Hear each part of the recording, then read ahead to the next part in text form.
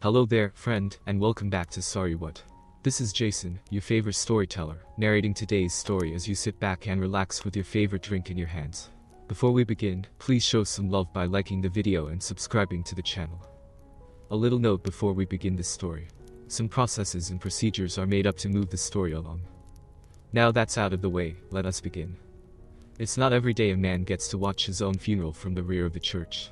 Especially when, to the knowledge of everyone else there, that man's ashes are the focus of the service. As you might imagine, there's a story that goes with this event. It's good to live in a place where there are lots of unusual niche businesses, like theatrical makeup and costume rental stores, which is how I was able to attend the funeral as a mourner, while everyone else thought I was the guest of honor. A few $100s in cash and a couple of hours with the owner had converted me from a 5'9" beanpole with a thick head of hair to a 5'11" obese man with a serious case of male pattern baldness. The pads for my cheeks, a high-quality fake balding hairpiece, a fat suit, complete with a slightly too small dress shirt and business suit and some makeup to change my skin tone and give me an additional 15 years, had resulted in a man that even my own mother wouldn't have recognized had she still been there to see me off. As it was, I was there to see what kind of eulogy my cheating wife of 5 years, my employer who, along with his son, had been two of the people ducking my wife, and, I'd recently discovered, were actually the fathers of the two children I thought were mine, and the one that was on the way, my co-workers, many of whom had known all about what was going on between my boss, his son and my wife, but had never bothered to tell me, and a handful of friends who had come to the funeral would have to say. I certainly didn't expect honesty, but that was fine. I had a plan, and when I was finished, everyone would know what had happened. Not just my co-workers, but the entire company workforce, the heads of our major customers, and our friends and extended families. Since I had no immediate family, being an only child whose parents were deceased, Elle wasn't worried about embarrassing anyone I still cared about. But when I was done, people would know that it wasn't prudent to cluckle the guy who controls your entire system, and has complete administrative access to the systems and programs at your corporate headquarters, and all 6 of your manufacturing plants scattered across the country, even if you were dead and reaching out beyond the grave. The eulogies were fascinating. My boss, Joe Wilcox, the CEO of Wilcox Industries, gave the first one. Rick was one of the nicest, smartest, kindest and hardest working men I've ever had the privilege to know. Wilcox Industries depended on him heavily. He was the brains behind the systems that make our plants work, and had a continuous, hands-on role in keeping those systems up and running. I don't know how we'll replace him. We will miss him. Sally, you have our deepest sympathy at this time of loss. We know how much you and the children will miss him, and how hard it will be for you to deal with this loss, especially with this child of his you're carrying right now. But we'll stand by you every step of the way and help you deal with your grief. You're a valuable employee as well, and we'll make sure you are taken care of, both for your sake and for Rick's. Bon voyage, Rick, and Godspeed. May you rest in peace. Oh, I'll rest in peace alright. Just as soon as I get even. One of my subordinates, Tommy Johnson, a manager in Wilcox's department, was next. He was one of the people who knew about my wife's cheating from the beginning. Rick was my manager, and you couldn't ask for a better boss. He was the most knowledgeable manager I ever had the privilege to work for. He was extremely generous with his knowledge, always ready to share what he knew and teach the people who worked for him. He was caring and always took time to make sure his people were doing well. He had a real love for each of us, always wanting to make sure our lives outside of work were going fine, and our families were being taken care of. I thought of him as a friend rather than a boss. His passing is a tremendous loss to all of us here, but especially to you, Sally, and your children. We will always have a special place in our hearts for Rick, and we're here to help you and the children in any way possible. Please feel free to call on us. And Rick, wherever you are now, I hope that you are looking down to see how many people loved you and will miss you. You were the best. So, I took care of my people, but apparently none of them thought enough of me to take care of me. Thanks, guys. I hope you enjoy what's coming down the pipe. It is going to be busy once the hurricane hits. There were several other eulogies in the same vein before Sally got up to speak. Thank you all for coming and for the kind words, thoughts and prayers for me and my children in this time of terrible loss. As you know, Rick and I met at Wilcox Industries, fell in love, got married just over 5 years ago, had 2 babies and have another one on the way. If it's a boy, I'm going to name him Richard Jr. in his honor. Rick was the best husband and father a woman could ever ask for. His love for his family was unlimited. He took great care of us. From the first time I met him, I knew he was the one I wanted to spend the rest of my life with, the man I wanted to father my children, care for me in our old age, and eventually be with for eternity. It's a tragedy that he was taken away from us much too soon. He'll never get to see his children grow up, hold his grandchildren, or grow old with me. I'm going to miss him so much. I'll never get over this. And then breaking down completely. Great acting job there, Sally, she cried out. Why did you have to leave us so soon? Well, you cheating slut, you know the answer to that question. You cheated on me from the day we met, had 2 children by men other than me that you passed off as mine, have a 3rd one on the way, and never seemed to be the least bit concerned about it. That's why I left. When the eulogies were finished, I slipped out the back. I'd seen what I needed to see and was now ready to put the plan to get even into action. This was going to be fun. A bit of background would be in order at this point. I went to work for Wilcox straight out of college, where I'd been an IT major. In a super competitive environment, I'd excelled. Wilcox hired me at age 22. By age 27 I was their director of information technology, 1 step below a vice president and richly compensated. I had never been very successful with women. I was 5 feet 9 inches tall, weighed less than 140 pounds, had a terrible haircut and equally terrible fashion sense, no real interests, but my job, and no real experience of any kind as a lover.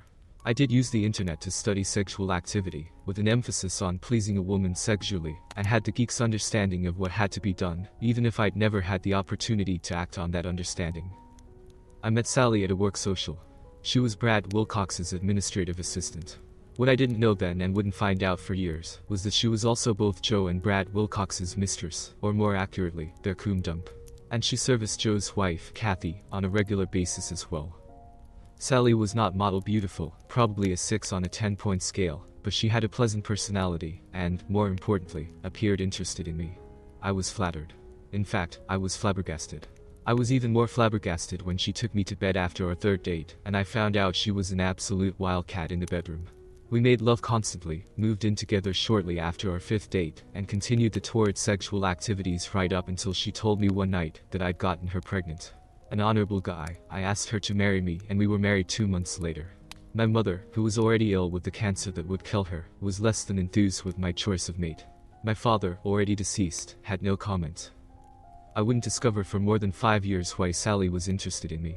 She wanted babies. Several babies. Joe and Brad were happy to give her babies, but didn't want to pay for them.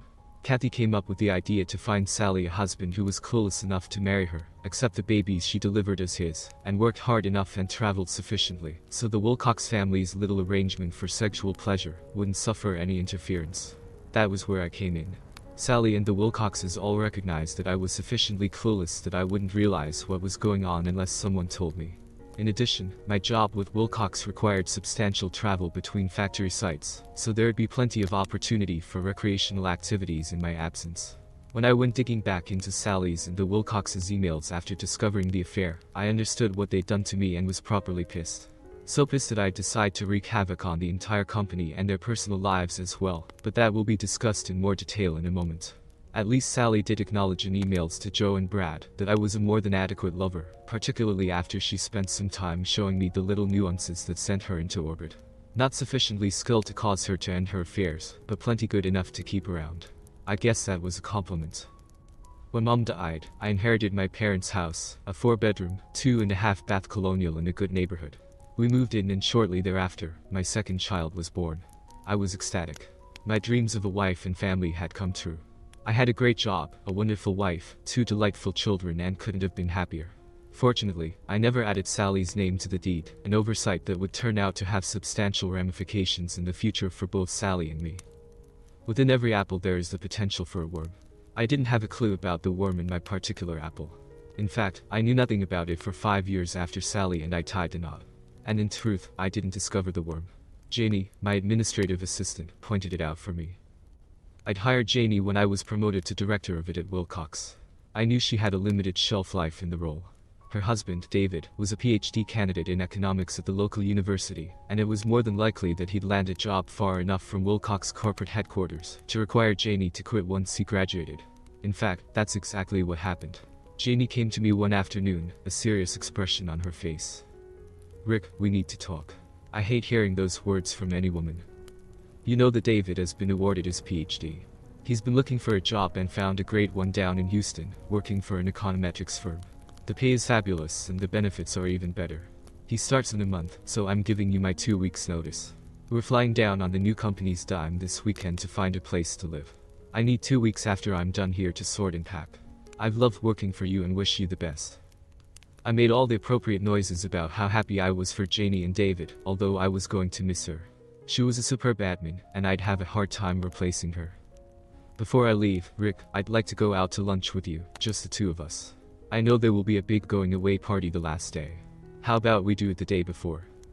You know my schedule. Block out the time and I'll take you to Chez Philip. I know you've always wanted to eat there, and it will be part of my going away present to you. Little did I know what her departure present to me was going to be. It certainly wasn't as good as the meal at Chez Philip. The morning before our luncheon, Janie seemed nervous and a bit out of sorts. I put it down to jitters about the move and the need to find a new job once she and David reached Houston. If only that had been the case. We were finishing lunch when Janie pushed the remains of her dessert aside, looked me in the eye, and said, Rick, I owe you an apology, and I hope you can forgive me for not telling you what I'm about to tell you much earlier. I don't know any way to sugarcoat this. It's common knowledge all over the Wilcox corporate headquarters. You may be the only person on the headquarters management team who doesn't know. I looked at her without a clue of what was coming. You have to promise me you won't do anything crazy. Please, before I tell you, make me that promise. I promise. Joe and Brad Wilcox are both screwing your wife on a regular basis, and have been since she started working there. Those two babies are theirs, not yours, and the one she's carrying is as well. Joe's wife Kathy knows all about it and even joins in sometimes. Every time you're off on a trip, at least one of them and sometimes all three of them are ducking Sally. They even brag about it, but they've told everyone who knows that if word gets back to you, they'll fix it, so the person who tells you will never work in this city again. They've got the money and the influence, so people have kept their secret. I couldn't lose this job until David finished grad school. Now that he's done and we're moving, I wanted to tell you. You've been the best boss a girl could ask for and you deserve to know. I'm sorry I didn't have the courage to tell you earlier. Can you forgive me? Geeks don't really get mad, they get even, generally applying a technological solution to the problem. Janie had dropped a bomb on my life, blowing it to smithereens. Now, what was I going to do? Janie, thank you for your honesty. I can't tell you how much I appreciate you telling me when I can still do something about it. I valued you as an employee and think of you as a friend. I promise not to do anything rash, and I want to wish you and David the best in Houston. Okay, so I lied a little bit about not doing anything rash. Sue me. With that finish, I paid the bill, tipped the waiter excessively, and Janie and I went back to work. Janie's party came off without a hitch the next day, and she and David headed off to their new life together, leaving me with the decision of how to handle what she had revealed. Of course, being a new guy, I began to think in terms of a technological solution. Since I had administrative control over every electronic device Wilcox Industries owned, getting access to Joe's, Brad's and Kathy's phones, tablets, computers and even the tracking systems in their company-owned cars was no problem. Of course I did the same with Sally's devices as well. And just in case, I did the same with Brad's wife's devices, which turned out to be unnecessary. Susie Wilcox had no clue what was going on, at least according to her electronic footprints. I could now track the four of them, listen to and record their conversations, read their emails and access their social media.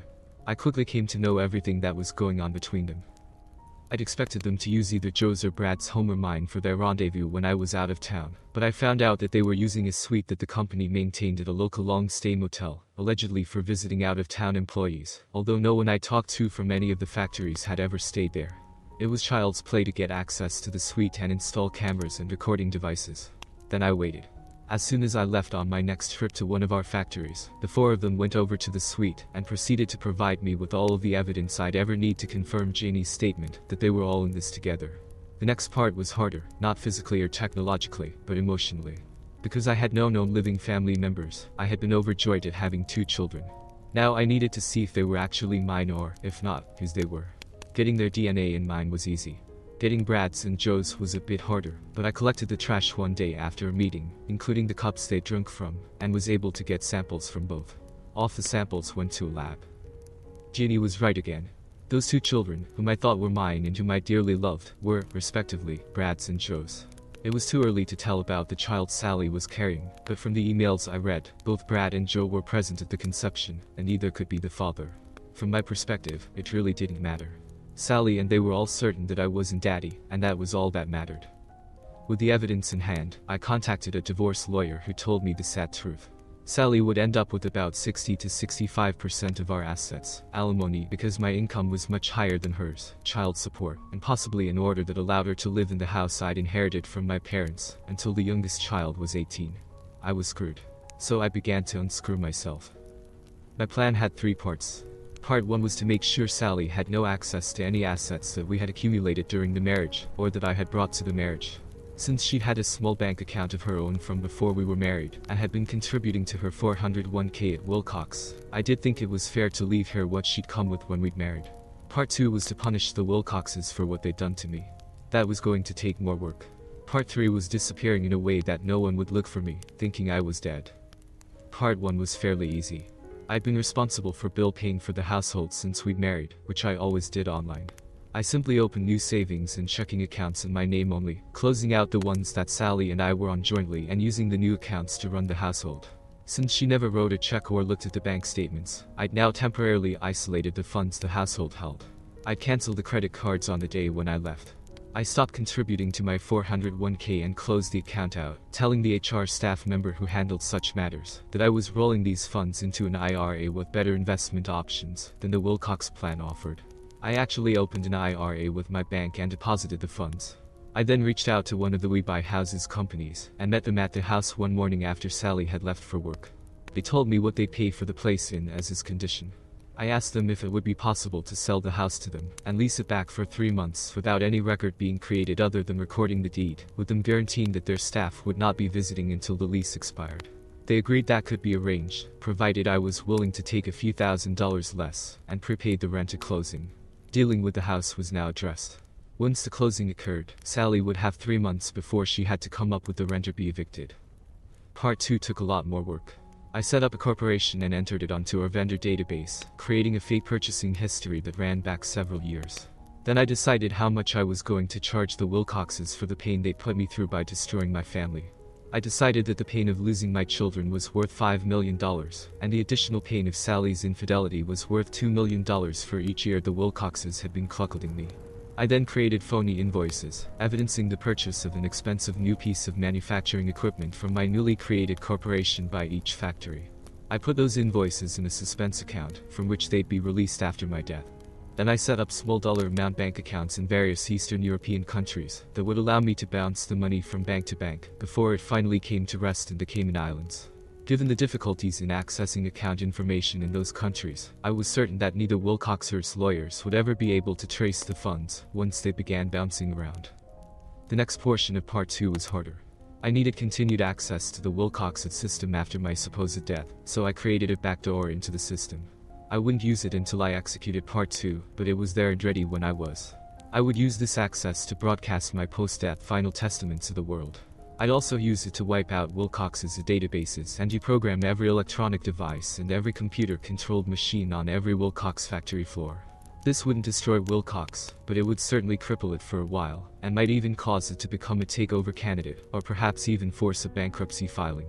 Between the missing funds and the total meltdown, the Wilcoxes would be in for a world of hurt, none of which I'd be held accountable for, since I was dead.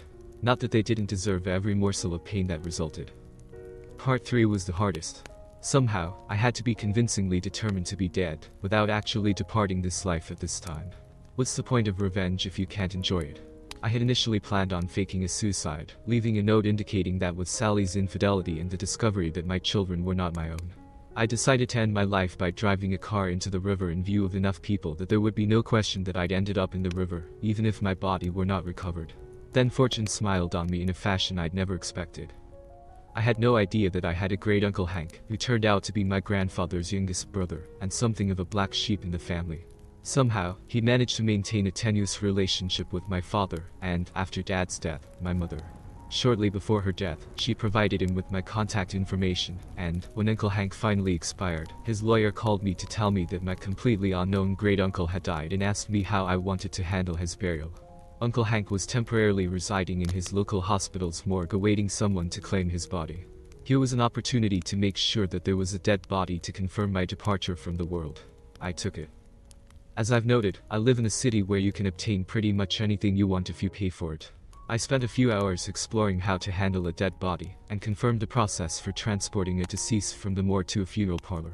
Then I rented a hearse and went off to claim Uncle Hank's body, providing fake documentation confirming I was acting on behalf of a funeral home in my home city.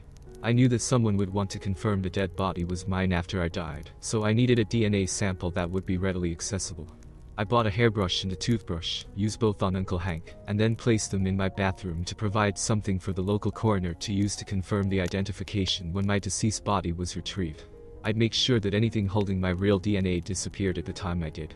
I'd hacked my dentist's computer system and erased any records relating to my dental care, particularly the x-rays of my teeth that he'd kept on record electronically. That was easier than trying to get dental records for Uncle Hank. I'd use a separate computer that I'd acquired specifically for this purpose, always at a public Wi-Fi hotspot, so nothing could be traced to me. I discarded the computer once I had finished with it. My plan changed from driving a car into the river as a suicide, to having myself murdered in my car, and then having the car burned to destroy my corpse. The motive for the murder might be a mystery, but my slut wife's continuous infidelity would certainly suggest several potential suspects. The missing funds would raise questions, but they disappeared into an account for a corporation that had no traceable tie to me. I hoped the police would think that the murderer had forced me to make the transfers before killing me. Uncle Hank was going to have to die a second time in order to get his funeral, but he was going to be partially cremated before he was fully cremated. Since he was dead, I didn't think he'd mind, especially since he was helping me get even with the people who'd hurt me. From what his lawyer told me about him, he'd probably have been glad to be in on the plan. The plan pretty much worked as I'd hoped it would. On the day of my death, I delivered the deed to the We Buy Houses Corporation, and had them wire the purchase price into my bank account, which in turn transferred it to the corporate account. I released the invoices for the non-existent equipment, and they were processed immediately, having been marked as past due. As soon as those funds arrived in the corporation's account, I started the transfer process, and the money began bouncing around the world. I then closed out all of the family's bank accounts and transferred the funds to my new corporation. I did the same with my IRA. I canceled the credit cards. Then I put Uncle Hank's body into my car and drove it to a remote location, where I shot his corpse in the head, being careful to make sure that the bullet passed through his head and the open car window, making it disappear and leaving the gun, which I'd inherited from my grandfather, who'd brought it home as a war trophy and never registered it, with his body. I poured a 5-gallon can of gasoline over the interior of the car, taking special care to soak Uncle Hank's corpse thoroughly.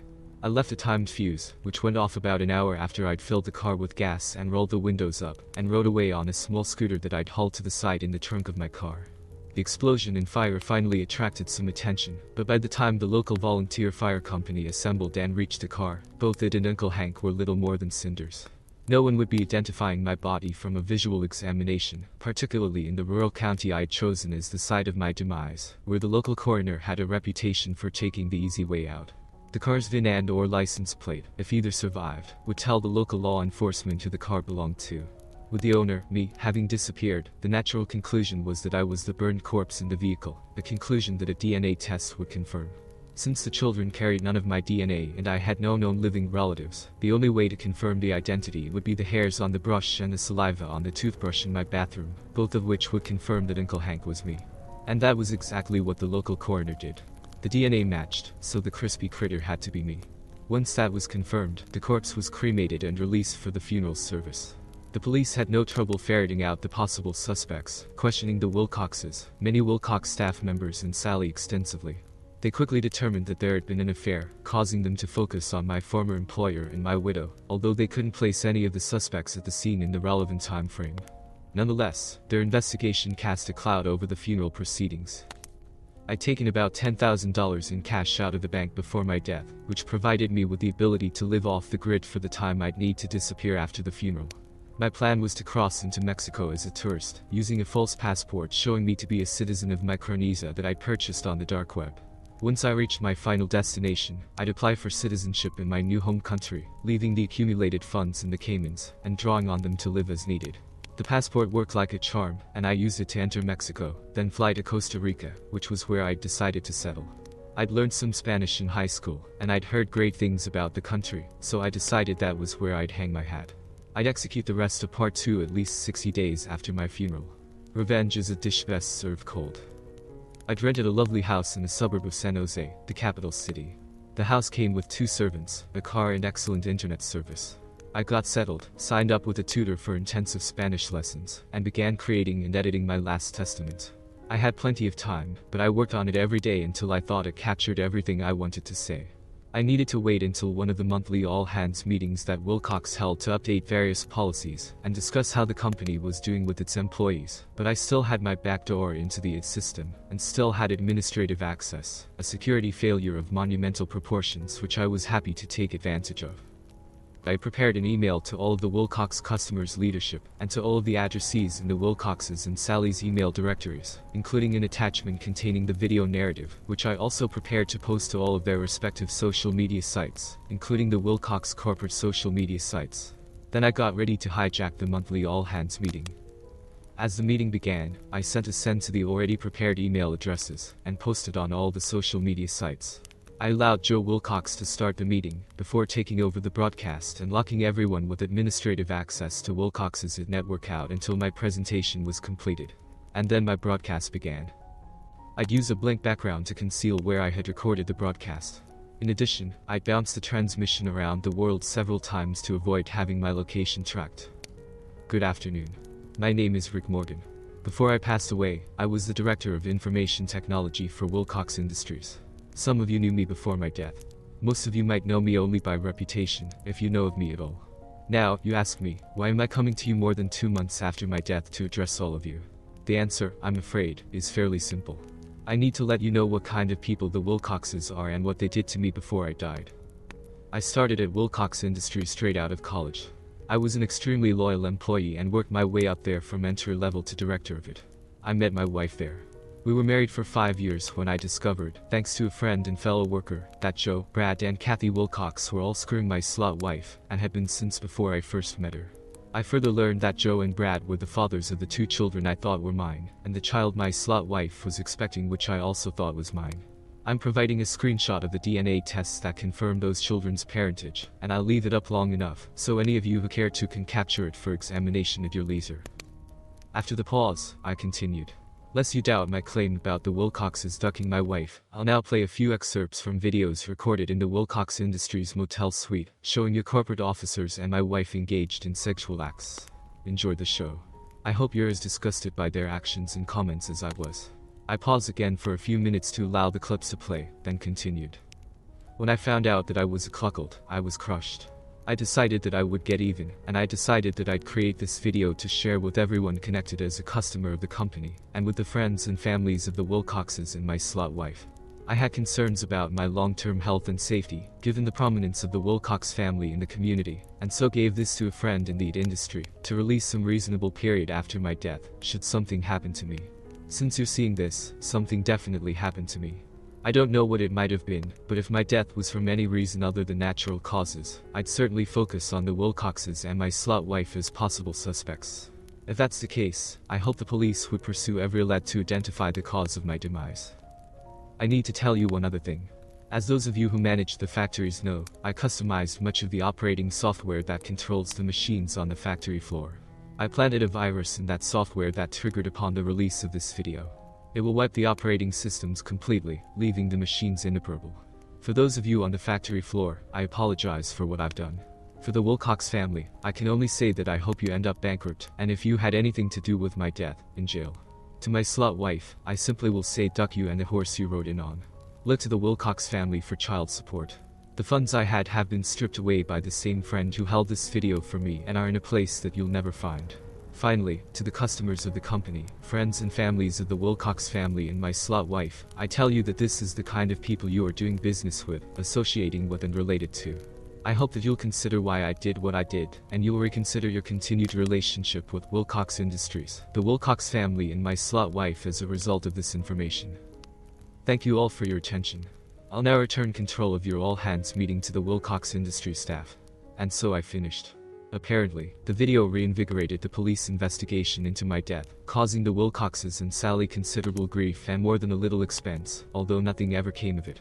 The case is still open and treated as a cold case now. To say that my little video and my infusion of a virus into the Wilcox Industries operating systems made a splash would be a gross understatement. According to the local news outlets, it was the talk of the town in every town in which Wilcox had a plant. Employees began bailing in droves, voicing their concerns about working for such a disreputable family. Friends turned away, customers sought other vendors, and Sally's family disowned her. Within a year and a half, Wilcox Industries filed for bankruptcy and was gobbled up by one of its competitors. The Wilcoxes became social pariahs, banished from their country clubs, their social circles, non-profit boards, and pretty much every single entity that had any connection with them. I did feel a brief pang of conscience for the pain Brad's wife went through. As nearly as I could tell after spending substantial efforts in researching her devices and communications, she'd been completely unaware of her husband's and in-laws' activities. She filed for divorce immediately after the video went public, but the Wilcox Industries bankruptcy had a significant adverse effect on both the property settlement and the amount of alimony and child support she would receive. Sally did sue both Joe and Brad and was awarded child support. Her claim against the company for sexual harassment was voided by the Wilcox Industries bankruptcy, cutting off any chance of recovery. She finally moved away, taking her 3 children with her. At last report, she was living in a small apartment working a menial job, and had gained more than 40 pounds. Needless to say, with 3 small children and a substantial weight problem, her social attractiveness was quite limited, even for those who didn't search her out on the internet before dating her. And what about me? It took me a long time to recover from my funk, the success of my post-death testament notwithstanding. And, as you might imagine, the money I'd stolen was a poor substitute for a wife I'd loved and children I'd cherished. I did apply for Costa Rican citizenship at my first opportunity, and now can travel anywhere in the world on that passport under the name with which I entered the country. Oddly enough, it was my Spanish tutor who finally snapped me out of my depression. Marisol was a lovely woman, a few years younger than I. She had lost her father in an auto accident when she was a child, and her mother had disappeared shortly afterward, while trying to make her way north to the United States to find work, never to be heard from again. Marisol had ended up in a small orphanage run by an American Baptist missionary couple who had recognized her potential and arranged for her to attend college in the US at one of the small Baptist colleges, where she trained as a teacher. After graduation, she returned to Costa Rica to become a teacher at the orphanage's school, supplementing her teaching income by tutoring expats living in the country in Spanish. We spent months as teacher and student, gradually becoming friends. As our friendship deepened, I told her a sanitized version of what happened to me, focusing on the infidelity and the discovery that the children I'd loved were not mine. She was horror-stricken at the story, not the least because of her religious training at the orphanage and in college. She'd been tutoring me for at least a year before I recognized that I'd developed feelings beyond simple friendship for her. She reciprocated those feelings. Our courtship was a slow and careful affair. I was a lapsed Roman Catholic, which caused the missionaries who raised Marisol considerable angst. I managed to sway them by promising that if Marisol and I married, we would raise our children in her faith. That I also made a fairly substantial regular contributions to their capital campaign didn't hurt matters. A mid-6-figure sum in US dollars goes a lot farther in Costa Rica than it does in the US. Marisol and I were married just a little more than 2 years after I first met her. We now have 3 children, 2 boys and a girl. All 3 of them are being raised to speak both Spanish and English, and all 3 of them are thriving. Marisol is all I could want in a wife, the kind of wife I thought I'd had in Sally. She's worth everything it took for me to find her. It will tell you what kind of woman Marisol is when I explain what she asked me to do for the 3 children I'd left behind when I fled the US. Although they weren't mine in any way but emotionally, I still mourned their loss. Marisol tried to comfort me, to little avail, until she came up with a suggestion that allowed me to care for them in some fashion, without revealing my existence. Using a dummy corporation I set up in the US, I arranged for the best private school in the city, in which they lived to provide scholarships to all 3 children. None of the money went to their mother, but the scholarships guaranteed that they'd have a leg up on their peers in terms of educational attainment, college choices and careers. It was an extraordinary thing for her to ask, and I could tell it meant a lot to her when I agreed. In her mind, even though their mother was still living, they'd been orphaned through no fault of their own, and I had both the means and the desire to make their lives better. Therefore, I should, and, upon her urging, I did. Are there any lessons to be learned from this entire tale of woe? Perhaps one, at least, which I direct to the movers and shakers of business enterprises. If you're going to cuckold a man, don't cuckold your director, and, if he dies or disappears, for goodness sake, make sure his administrative credentials for your system are deleted post-haste. Better not to cheat, but if you must, choose the person who's being cheated upon carefully. Failure to do so can be hazardous to your economic health and well-being. That's it for today, friends. We have reached the end of the story and I hope you enjoyed today's narration. Please don't forget to drop a like and comment before you leave. Make sure to subscribe and hit that notification button so you don't miss any of my future videos. Goodbye for now and I'll see you next time.